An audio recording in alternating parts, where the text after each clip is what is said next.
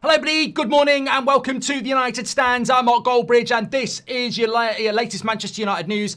Probably should come with a warning, it's going to go off in here, let's be honest, and so it should. I welcome the comments because ultimately I think you could almost say it's not going to get better and leave it at that. Because whether you stick with Amorim, I don't think it's going to get any better. And if you replace Amorim, I don't think it's going to get any better. Sometimes in life, and I feel like an echo chamber here because I said it with Ten Hag a year ago, sometimes you've got cancer and you're not going to get a cure. And I think people are always chasing a cure with Manchester United. What if we've got terminal cancer? What if that club is so toxic, it can't be changed? Because I think we're always chasing change. And if someone's got a plan, please tell me. But what if we can't? We said it a year ago and here we are again. We make another change and we're again here in 6 months. And, you know, to the people saying, he's got to go tonight, we need to change this, that and the other. Are we not assuming that we've got a competent board, CEO, director of football there? I mean, are we now saying that we trust the ownership and that we trust the CEO and we trust the director of football? Are they not culpable themselves? Are they not the people who went, we've played 4-3-3 for our entire history, let's bring a guy in who plays 3-4-3 and not give him the money? You know, so sack the manager, don't sack the manager. Is it time to go? Is it time to stick? Is it actually going to get any better? And for those people who want change, do you trust these people to make the change? Because I still revert back to what I said when we had the opportunity to remove the Glazers and remove the debt. I think that was the only escape plan.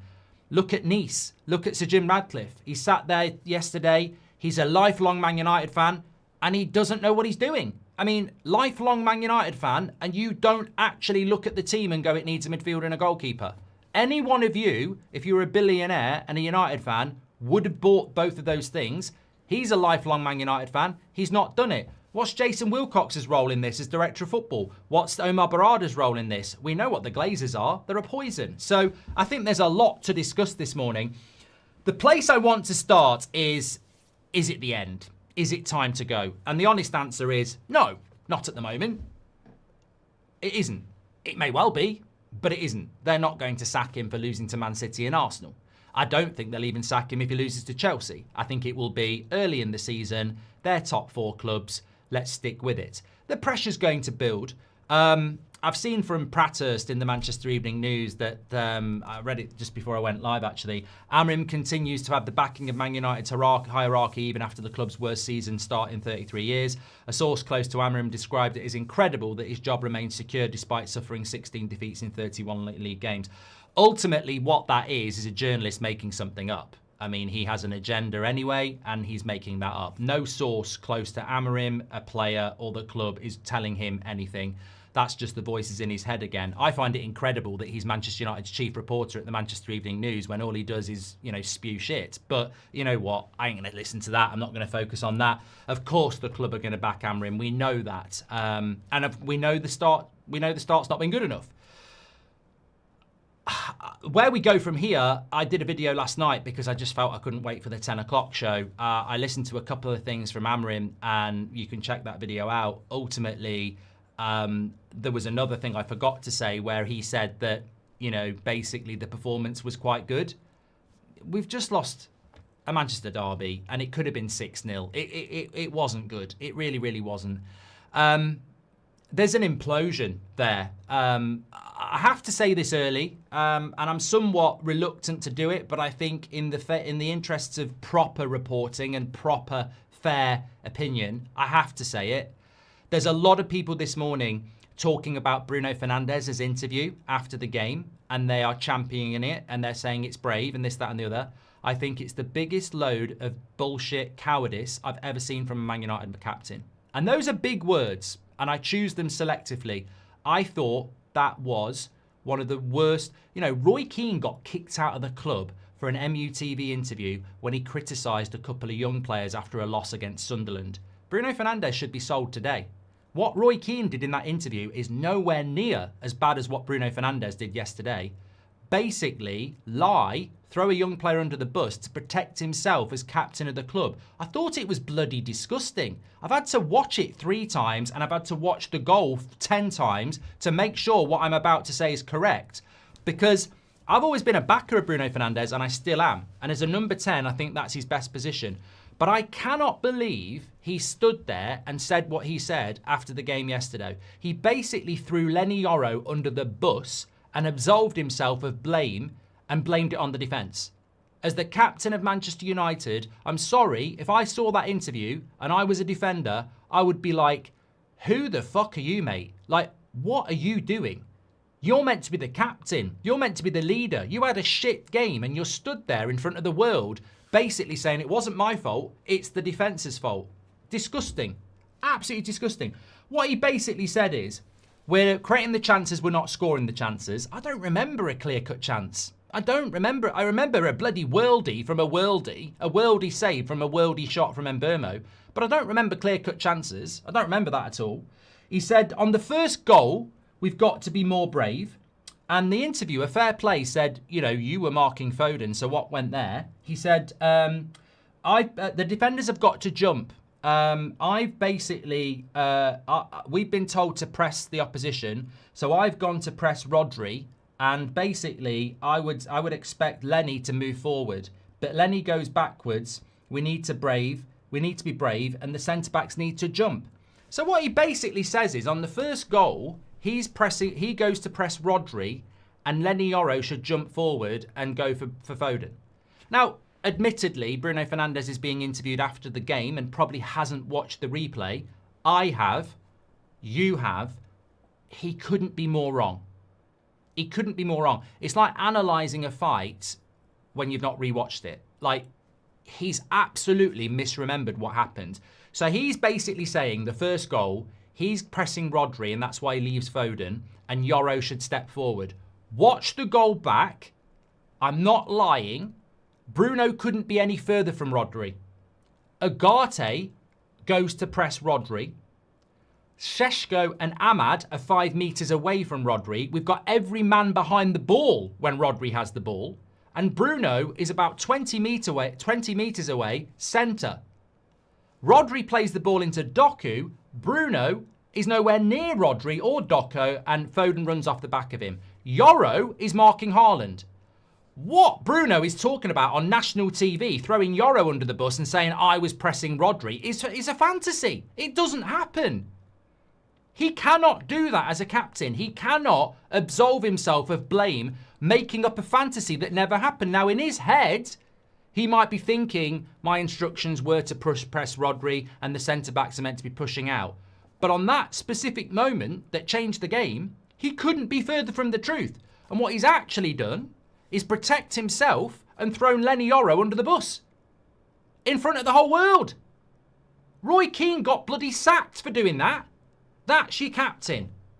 Does that portray leadership qualities for a captain who's basically covering his own arse and not even right, and throwing a young player under the bus at the same time? This club is in a fucking mess. It's an absolute shit show.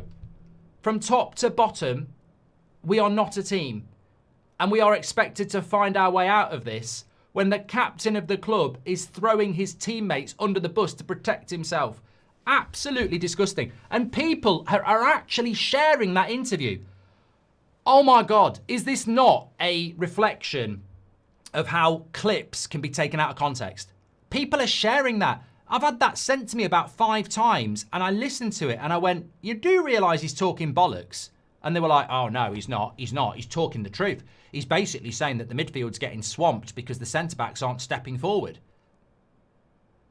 Is it? Is it?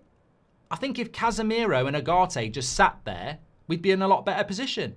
I think 2 midfielders are absolutely fine if one of them knows what they're fucking doing. He doesn't know what he's doing. And on the goal, watch it back. I'll leave it there. Watch it back. There ain't no way that's Lenny Yoro's fault. And if he thinks he's pressing Rodri, I may as well have been pressing Rodri. He's bloody miles away. Disgusting. Disgusting. But the reason I bring that up is, 1, so many people are sharing it and it's inaccurate. And 2, he's the captain of the bloody club. That's the guy we're looking to for inspiration, leadership, camaraderie, and collective let's get together. And I can't believe it. I really can't believe it. I think it's bang out of order. And I can't believe it didn't get picked up on TV last night. It's wrong. He's absolutely wrong. But, look, I needed to get that out because otherwise people are just sharing it all over the place, and it's completely wrong. And you know what? In a way, it's almost like Amorim thinks it's true, because I think Lenny Yoro was thrown under the bus last night. I don't know why he got subbed off. And, you know, this is a young player that we stole from Real Madrid, and now we're burning him. I mean, what's that all about? What is it about burning our youngsters at this football club that we love to do it? We used to nurture and protect them. Now we're burning them in front of the world. Ridiculous. But look, I've said my piece on Bruno. Put him at number 10. Bring a proper captain in, we'd be all right. But as the leader of the team in the centre midfield, he ain't got a bloody clue what he's doing. Also, I would also say, I watched the Fulham goal back. I watched the second Burnley goal back. They're both on him. Not marking his man on the second Burnley goal. Not marking his man on the Fulham goal. And, you know, the Fulham goal was a cross. There's no pressing to do from a cross. So it's just not working. It's not working. And what needs to go is Bruno as a midfielder. It has to go. And Amorim's responsible for that. And it's not going to work. And we can talk about centre-backs stepping into the midfield. The first goal from Manchester City, you couldn't have had a better shape. Everybody's behind the ball. Šeško is 5 metres from Rodri. Ahmad's tucked in. Mbeumo's tucked in. We've got the midfield 2. We've got the back 5. That first goal has got absolutely nothing to do with anything. What's this? What am I reading here? This better not be true.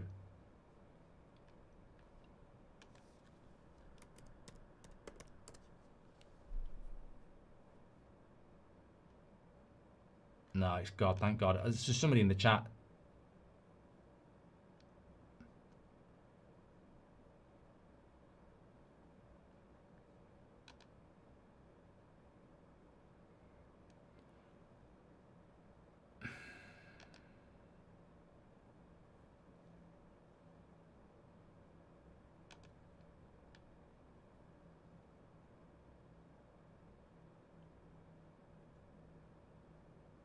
Sorry, I think we'll leave that for now, because I think it's just a rumor at this stage. But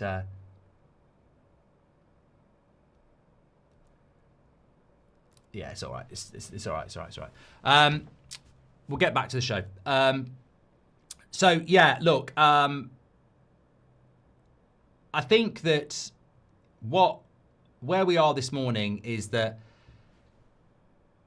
Sorry, that really did rock me. I thought it was something that's not true, so I'm not going to say it. So it's not true. It's fine.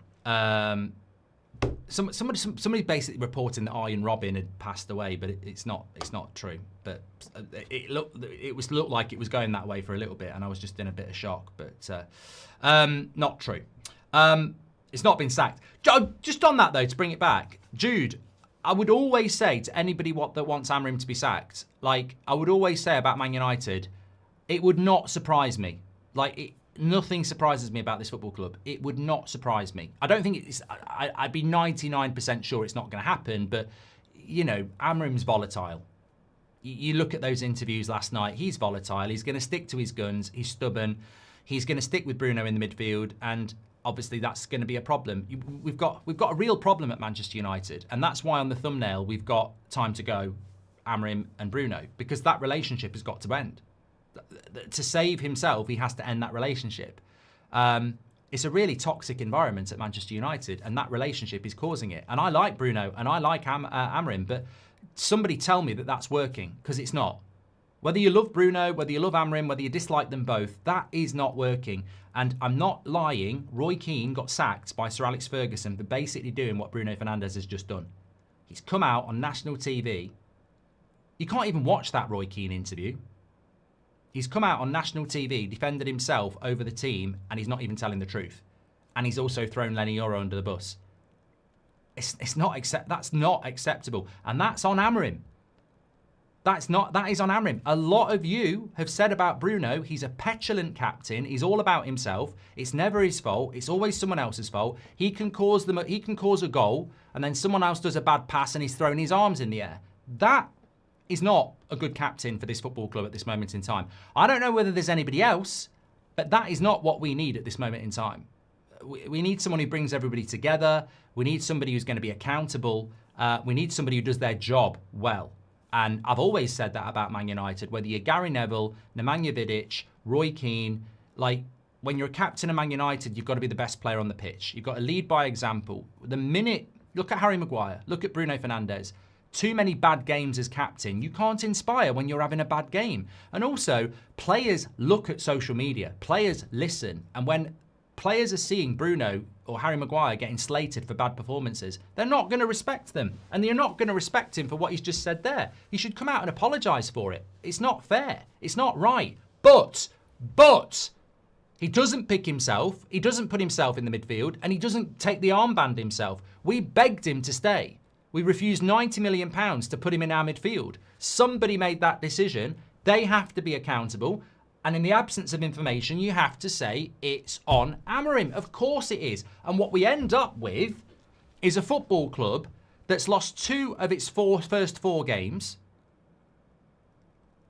We've got a manager who's being ridiculously stubborn, and we've got a captain that won't take any blame. This is not going to get any better, is it? I know it, and you know it. So you're left in a situation where, what do you do? If it's not going to get any better and he's eventually going to get sacked, what's happening next? That's where I'm at, because he's definitely sacking himself if he goes down this route. The next manager comes in, Bruno's the captain again. Where's he going to play this time? What are we going to do?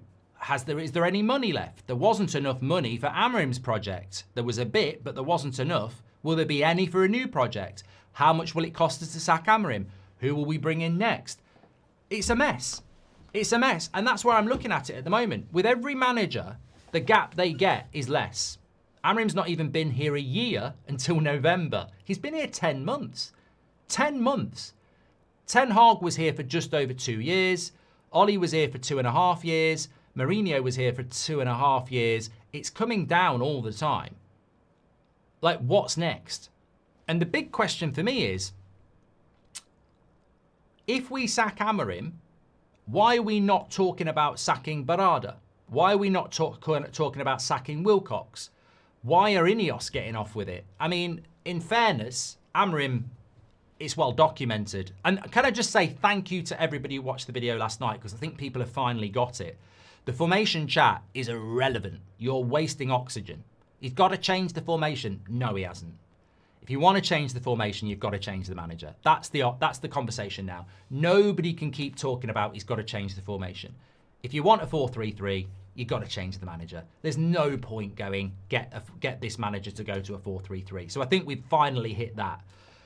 But what comes next? You know, I think that if we do sack Amorim, there has to be culpability in relation to the ownership who, hello, who else here, when they appointed Amorim, went, what? Excited, what? But I did go, what? We always play 4-3-3. You've brought a manager in that won't do it. So we're now going to go from a club that has always played a back four to with the manager that's going to play a 3-4-3 every week. We've never done it. We don't have the players that can do it. So we're clearly going to spend about $1 billion over the next 2 years or 3 years.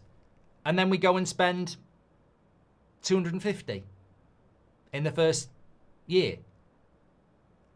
I think that's on Ineos. I think that's on the Glazers. I think that decision is ridiculous. You know, and if it falls flat on its face, yes, Amorim will be the guy that gets sacked, but he will be recompensed. He will be very wealthy and he will get a job elsewhere. I think that to put all of this on the manager is preposterous. Surely, it's preposterous.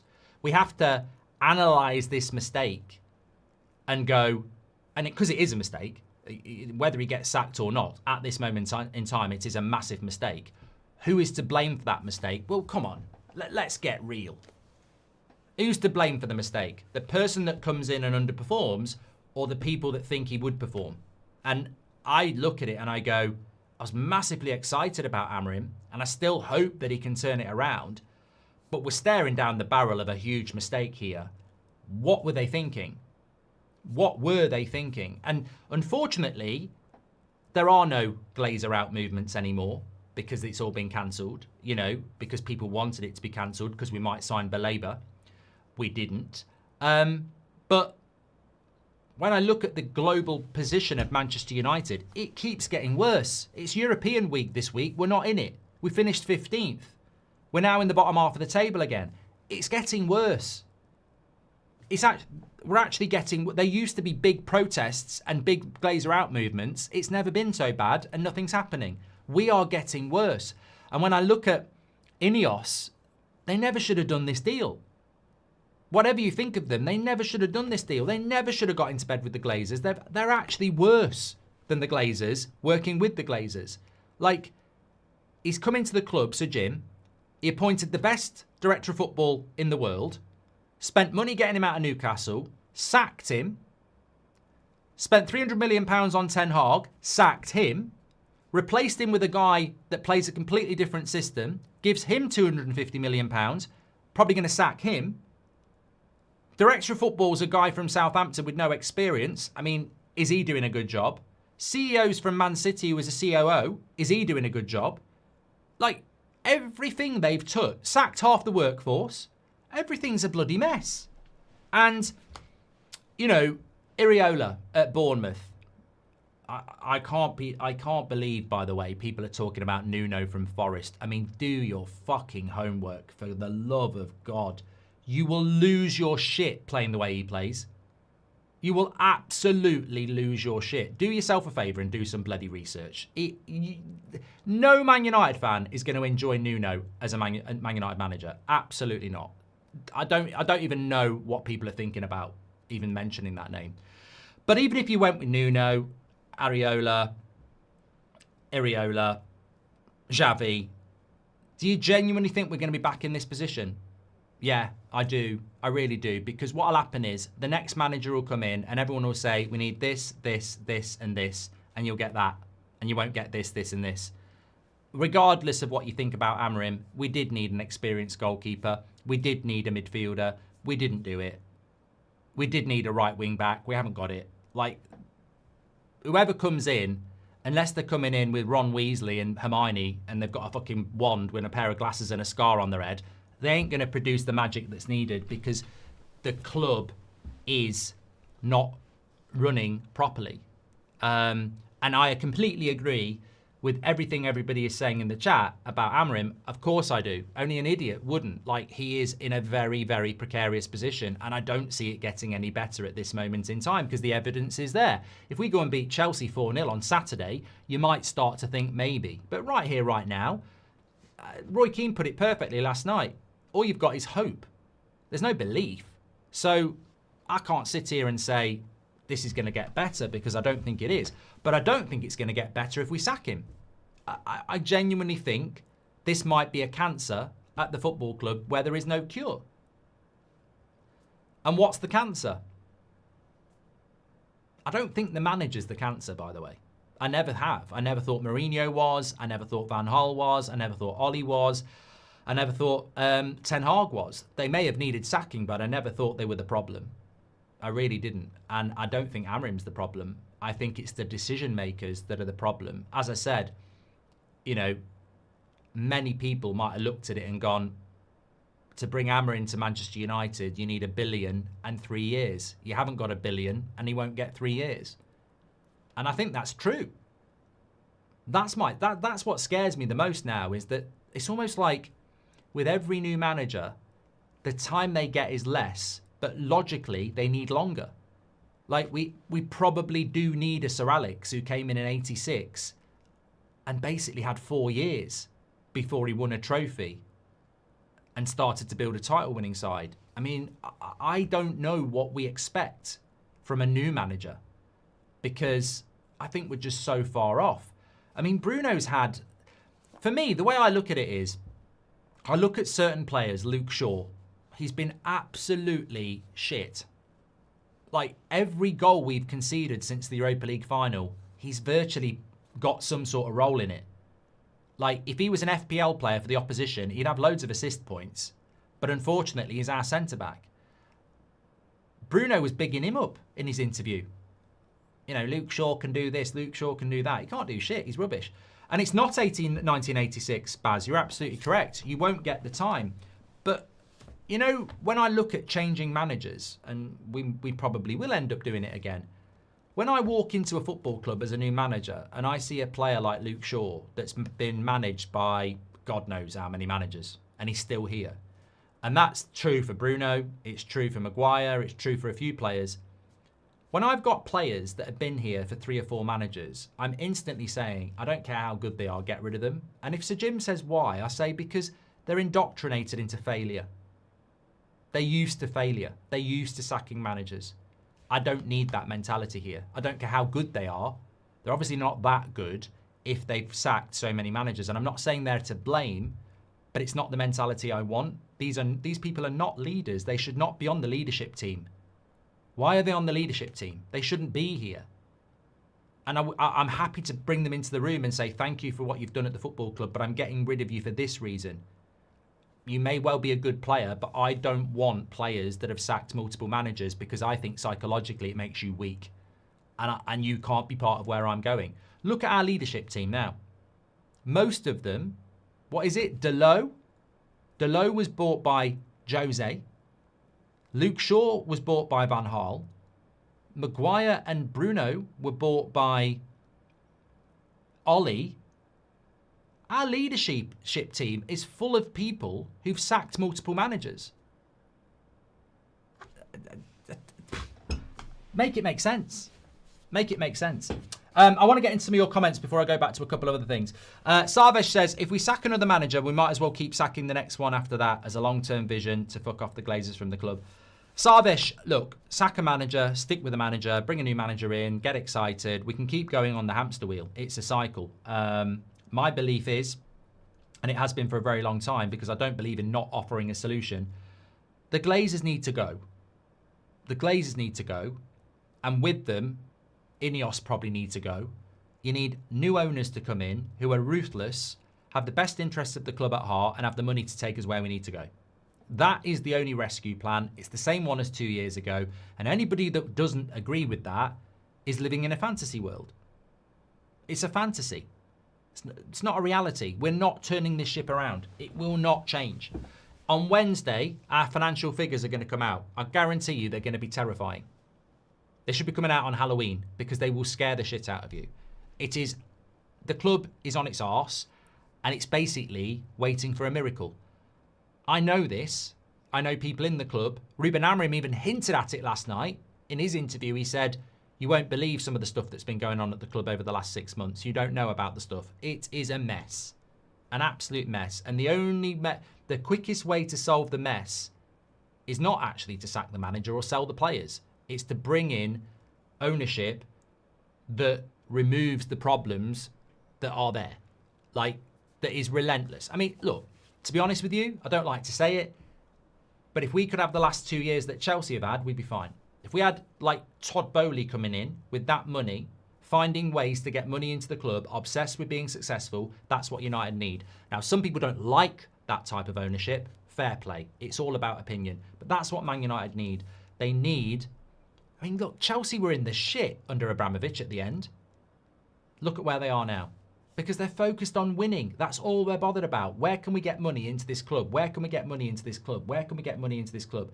It's a mess. And you know what? It's hilarious that United are obsessed with building a new stadium. And your fan base is absolutely sick to the back teeth. Like, we're fed up. We're not motivated. We're absolutely fed up. The only change that matters is ownership, but that won't happen, will it? So we'll have to keep going round this bloody fairground bullshit of change the manager, change the manager, change the manager. And, you know, what's next? What is next? Will it change? I don't even know where Sir Jim Radcliffe and Joel Glazer pitch United now, actually. I don't even know what they want. Maybe they just want us to be 6th. Maybe they just want 6th for the next 5 years while they build the stadium. I don't know what they want. I don't know. Maybe that is the standard of United. Maybe Nuno coming in and making us finish 7th with shit football is actually going to be good enough. I don't know. I don't know. I think we have very different opinions of where Man United should be compared to our ownership, even our players, you know? Right, I've got to catch up on some of your comments because I'll just keep going through mine. Why don't you... Sorry, there's a good question here. Why don't you think they'll sack him? I think this is a great question. And I don't think you'll get it from journalists who are not going to say the truth. They won't sack him because if they sack him, Ineos are dead. basically. They're dead. They would go down as, you know, worse than the Glazers. Like, they've been here for 18 months. They've spent $500 million and they've sacked both the managers. We would be in a position where basically in less than 12 months, we've had 3 managers and we've spent $500 million.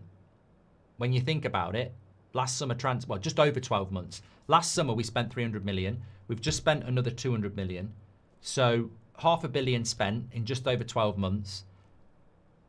3 managers. All right, Rude was an interim. But, the new manager would be a new manager, wouldn't it? So that would be 3 managers. So, and that's all on Ineos. Like that's all trust, all hope, all respect in the mud. They're finished. If Ineos sack Amorim, they're fucked. They're absolutely fucked. They've absolutely fucked it. Worse than the Glazers ever did when it comes to managers. Mourinho had 2.5 years. Ten Hag had 2.5 years. Ollie had 2.5 years. They've given Ten Hag 3 months and Amorim 10. You know, that's why they won't do it, because they've made such a big statement on Amorim. They can sack him, but they know it's going to make them look really inept, because that's what will happen.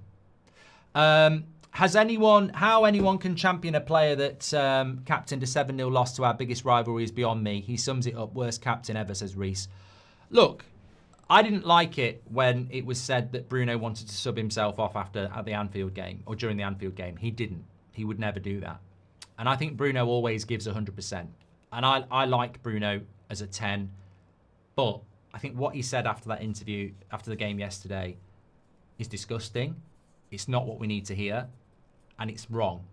He's actually factually wrong. I don't know what he thinks happened, but it didn't happen like that. And to bring Lenny Yoro into it is just not... Even if you know what? Even if he was right, even if he was pressing Rodri and Yoro should have stepped up, which is completely fantasy.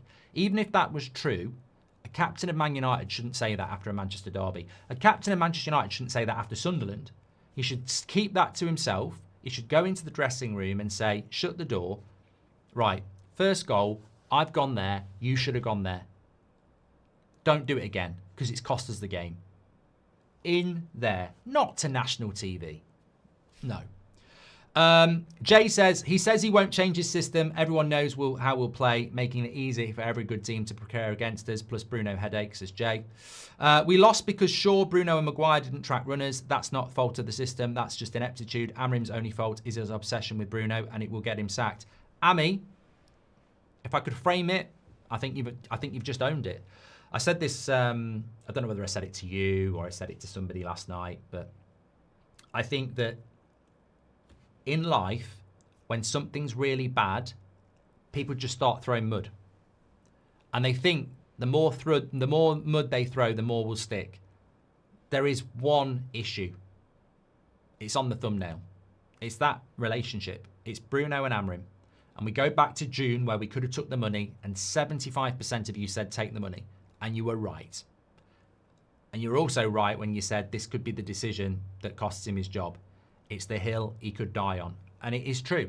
And there are other issues in that club. I mean, I've got a massive list of stuff and I'll do some of the videos throughout the week because we said, you know, we've got to scrutinise massively. We're playing 1 game a week. We have to scrutinise more than just one thing.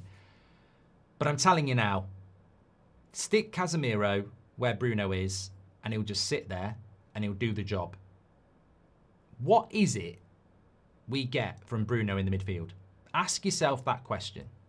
Go beyond, look, Amorim is responsible. Bruno isn't good enough. But why is it happening? It's cost us 3 goals this season already. 3 goals in 4 games have been because of Bruno in that position. What's the upside? The upside is he's a brilliant passer of the ball. Okay. Did I see any brilliant passing yesterday that makes me think it's worth it? No, I didn't. I would rather have Agate and Mainu, or Mainu and Casemiro, or Agate and Casemiro. I'd rather have those 2 players sit and do the job of a double pivot than put Bruno there for his brilliant passing. Because all I actually see from Bruno is a 50-yard ball out to Mazraoui.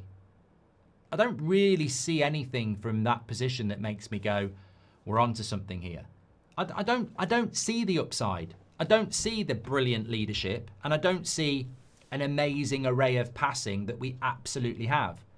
And if we had the amazing array of passing and leadership, you might go, okay, he's costing us goals, but we're scoring goals. I don't see the correlation between putting a player out of position in the midfield and taking the bad side of that because the positives outweigh it. I just don't see it. And that is on the manager. Bruno's crap in the midfield. It's not necessarily his fault. It's a specialist position. But Amorim's obsession with it is wrong. And he told us we're wrong after the game yesterday. He is wrong. Because factually, it's costing us goals. And factually, in my opinion, there isn't an upside. There's an upside when Bruno's in position, but in that position, he's not. And I look at the game yesterday and I go, okay, Ugarte is pressing the pass from Rodri. Shaw should tackle Doku. And it's not a good cross by Doku. It deflects off Ugarte onto bloody Foden's head. There's an element of luck. But I'm telling you now, if that's Mainu or Casemiro and they haven't tracked that Foden run, then at least I'm having a conversation about this is why we should have bought a midfielder.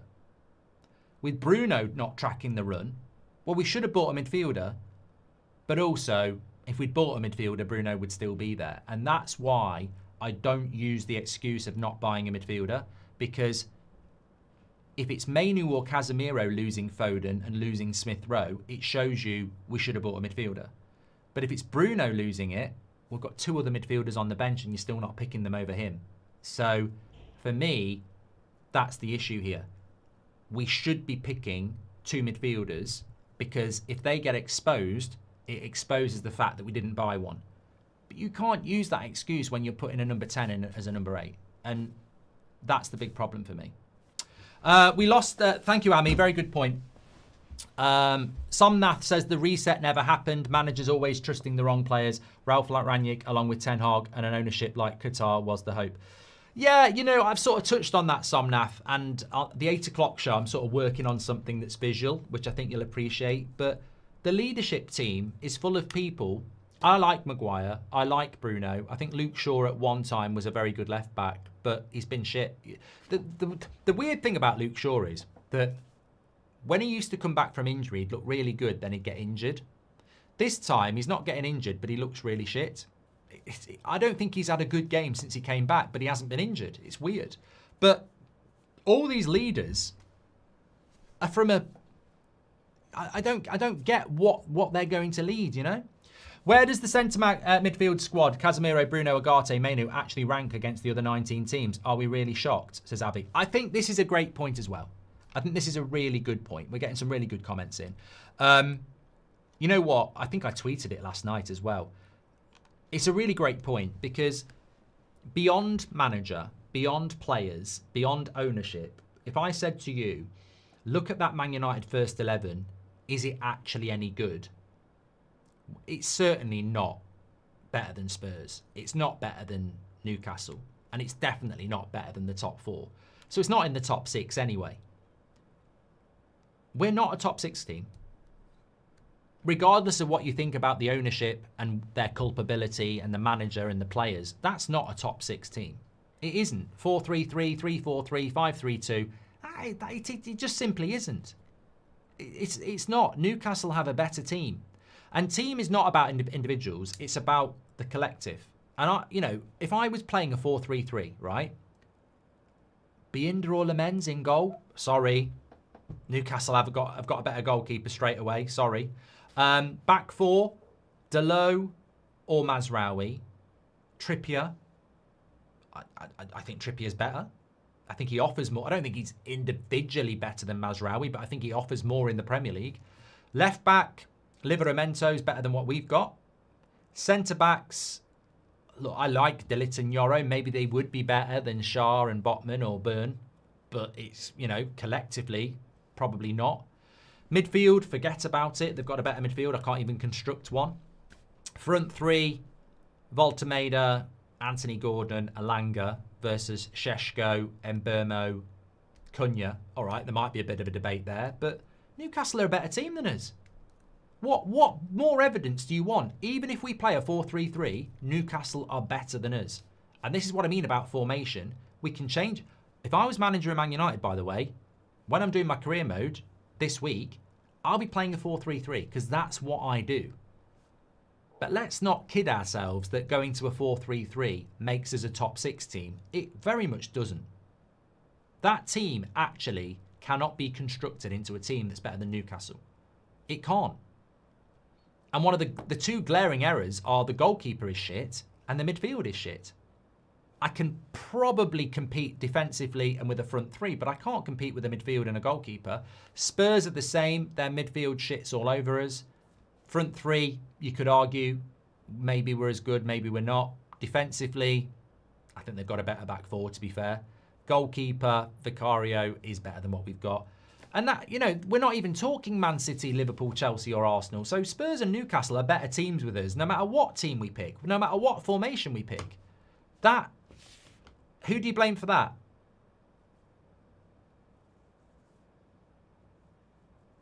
I don't know. I don't know. Why is it our team is not better than Spurs and Newcastle? I don't know. Yeah.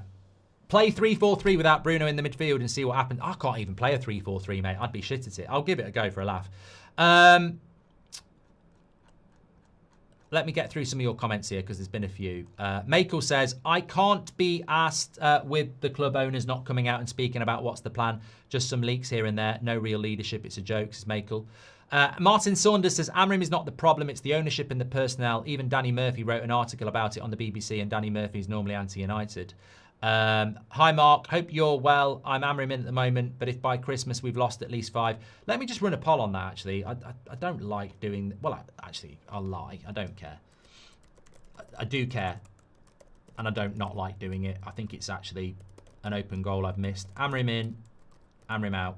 For now. Not Christmas, just right here, right now. Are you Amorim in or are you Amorim out? Good morning, everyone. Just like Ollie's obsession with McTominay, Amorim will sack himself with his obsession of Bruno. That was from Brian. Valid opinion, thank you very much. Patrick Lynch is in the house. He's normally the voice of reason. Let's see.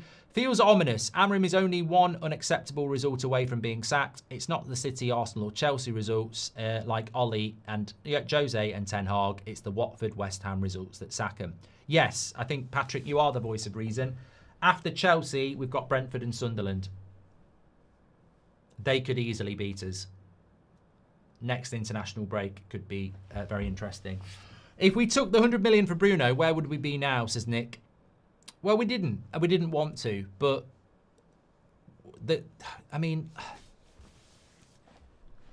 I'll repeat what I said. And knowing the market now, if Bruno was taken out and 90 million came in, you know that that's got nothing to do with Cunha, Šeško and Mbeumo because we got them whilst keeping Bruno. So I've already got Cunha, Šeško and Mbeumo. With that 90 million, I could have got Martinez and I could have got probably Yulmlen, possibly Baleba, possibly Wharton, comfortably a Conor Gallagher, someone like that. So basically, I'd take Bruno out the team to bring in an experienced goalkeeper and a midfielder. Would I be in a better position? I think so. I do. And people say we're worse without Bruno, and we are. But is he a good captain? I think he might be the best captain we've got, potentially. But... listening to what he was saying last night, I don't know whether he is a good captain anymore. I don't know. I was quite surprised by what he said. Nate says, I'm Amorim in, but something changed in optimism yesterday after a weak performance. I just don't see a way forward for the season, and I'm tired of Bruno at 8. Nate, look, I've got to bring this in. I've got to bring this in. I think it's a really good point. I've seen more and more people saying it, and obviously it's a conspiracy theory. But more and more people are saying, do you think he's trying to get the sack? I don't think he's trying to get the sack. But he might be unhappy. And he might be unhappy to a point where he thinks he can't do the job. And you know what? If he gets the sack, he gets a big payout. So, I don't know. I don't know. As I said, if things get worse and he did want the sack, which is a very speculative conspiracy theory, by the way, and I don't think it's true, I have to say, sticking Harry Maguire in one-on-ones with Erling Haaland on the halfway line for the last 20 minutes, to me, was a letter of resignation. I've never seen anything so stupid in all my life. I just couldn't get my head around it. I thought he would put Harry Maguire right-sided centre-back and keep De Ligt central. And he moves De Ligt to the right and leaves Maguire in a one-on-one against Haaland. I mean, I just couldn't believe it. Couldn't believe it. Amorim will be sacked by New Year when we're around 15th, and due to his obsession with Bruno, he's becoming the most undisciplined player in the squad. United should have forced him out, says Rohith. Yeah, look, Rohith, I think what people need to remember is, and I would implore everybody to do this, I think it's so important. If you want to change the formation, you need to be Amorim out. He won't change the formation, so you've got to be Amorim out with that. And if you are Amorim out, fine. But if you are Amorim out, please do not think that changing the manager is the problem. Because the same problems will exist. Whether it's players who can't be arsed, who aren't good enough and don't take any responsibility. Whether it's an ownership that are totally responsible for this situation because they did it. Or whether it's a board that seems ridiculously naive. Look at the summer transfer window. Amorim does not have a veto. Ten Hag had a veto to say we can't do that, we're doing this. That board sat there collectively, whoever's in it, Barada, Wilcox, Faval, Amorim, they all sat there together and decided this was the way to go. Therefore, it's shared responsibility.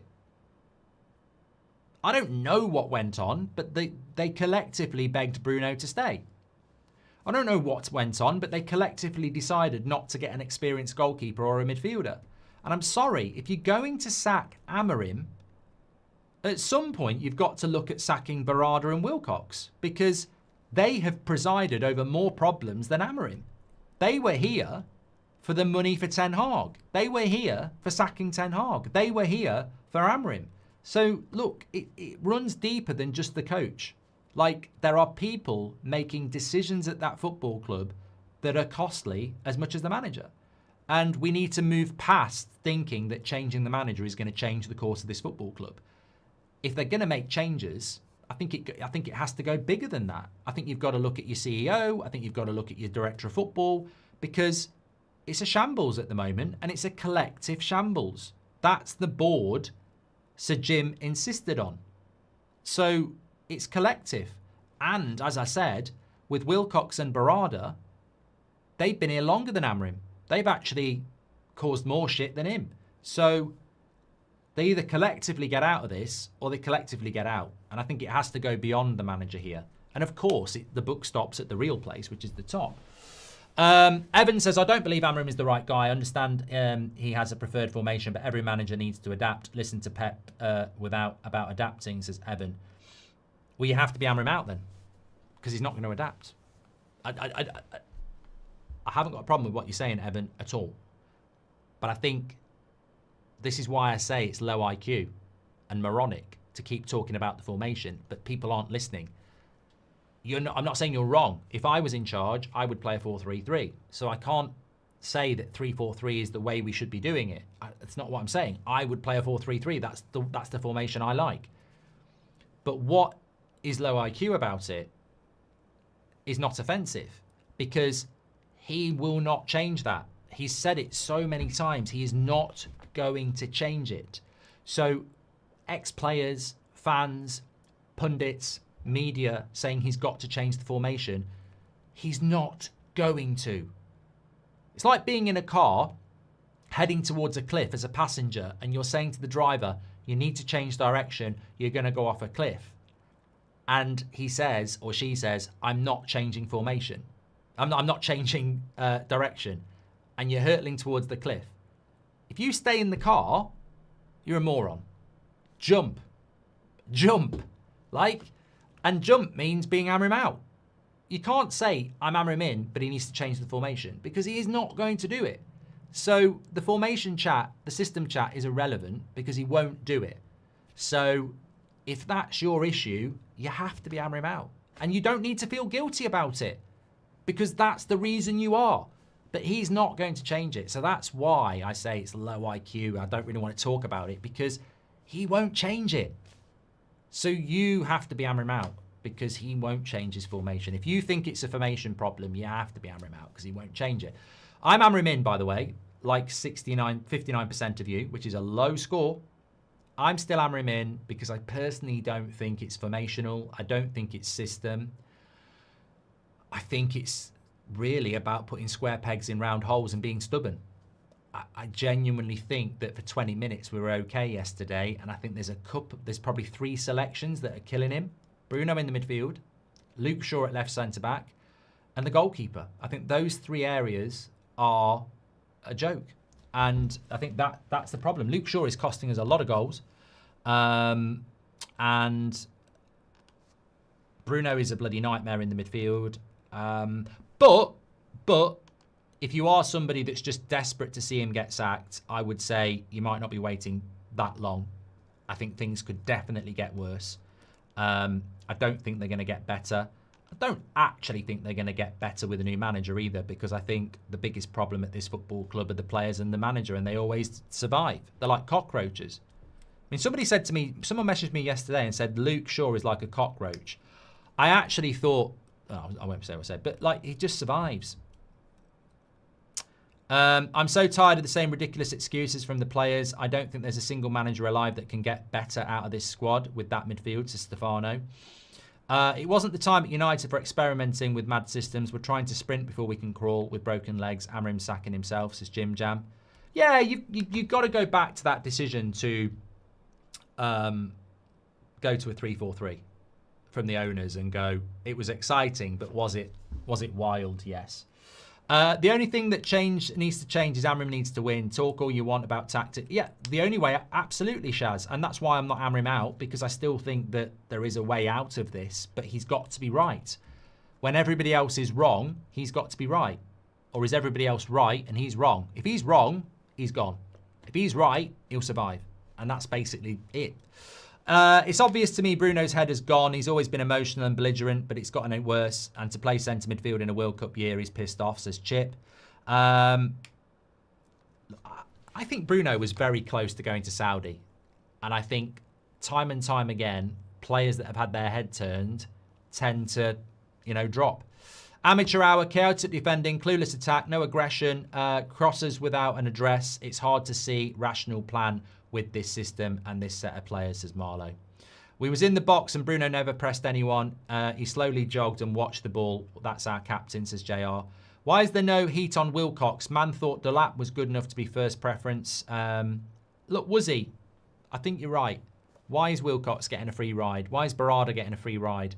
Why are they, why are people saying sack the manager tonight as if they trust the ownership to do the right thing? Like, it's not just the manager. It's not just the players. There's huge problems at the football club. I remember in 2008, we had 9 international captains in our team, leaders everywhere. What happened to Slazy? I love Amorim, but is Chelsea a must-win now? I think you're right. I think you have to beat Chelsea on Saturday, Visco. You can't lose. Yeah.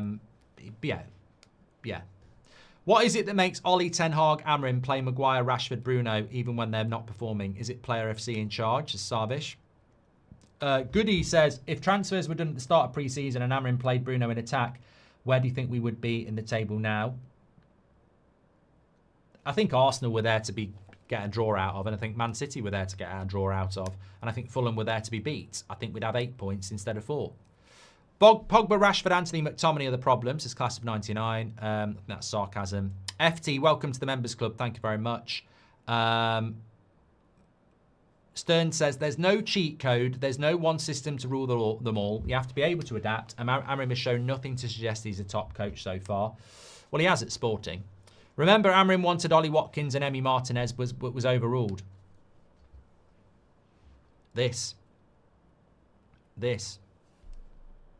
Red, thank you very much.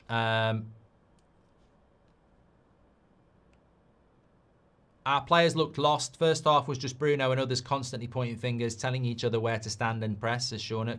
But even if Bruno's right pointing at where players need to be, he then doesn't go and track Foden. So as a player, you sort of like go, what are you telling me to do? Another thing I don't understand is why change centre-backs every game. What's the point of that, says Evan Whelan. The defence, well, he doesn't change centre-backs every game. I don't know where that came from. Like Luke Shaw, De Ligt and Yoro have been our back three for every game, haven't they? Arsenal, Burnley, Man City, Fulham. I think they have been our back three. The defence needs Martinez, it does, Sir Alex, but he's injured. The team needs Cunha, but he's injured. But Man City had a load of injuries yesterday. Suraj says, is it not low IQ to play two wrong players in the formation? Possibly, yeah. People complain, but what can he change? The culture must change first, and that means more punishment like yesterday, says Jahid. Luke Shaw is the Varys of Manchester United, peddling, says Sachs. Sacking Amorim, you have to sack Wilcoxon for Val. Didn't Amorim want a right wing back, Belaber and Watkins, because he knew what was needed? We went with 3 attacking players, says Harry. The crazy thing is we're already in the manager is going to sack himself phase, says Big Z. What I will say is, and obviously there'll be NDAs, but I think when Amorim gets sacked, if he gets sacked, and once his NDA is over, you'll really understand what a fuck-up the last 6 months has been. I'm reading between the lines as well with a lot of it, but I think a lot of things have happened that he's not happy with. And it might be simple things like wanting Martinez over Lemens. It might be wanting a midfielder over 2 number 10s, but I think with Amorim, there's a shitload of stuff that's gone wrong. And that's where the real digging should be, but it might take a while for that to come out. Thank you everybody for watching. We're back at 2 o'clock. It's going to be a good show at 2 because I know it's not me, it's Beth, and I know she's got a lot of things to say as well. Take care, everyone. Terry's live now as well if you want to go and carry on the conversation. Really good comments. I don't think there's a wrong thing to say, really, apart from we need to change the formation because that's changing the manager. I think things are going to get worse. I've said this a couple of times over the last few years. I don't necessarily think we're at the bottom of the barrel. I think people keep thinking we are. I don't think we have hit rock bottom with any certainty. I still think we can go further down. And I think that's the problem. I think people think things can't get any worse than 15th or any worse than this or any worse than that. And they definitely can. The trajectory for Man United on a graph is down. Definitely can get worse. And even if you brought a really good coach in, do you think Xavi's going to get these players to play like Barcelona? Can't polish a turd. Take care.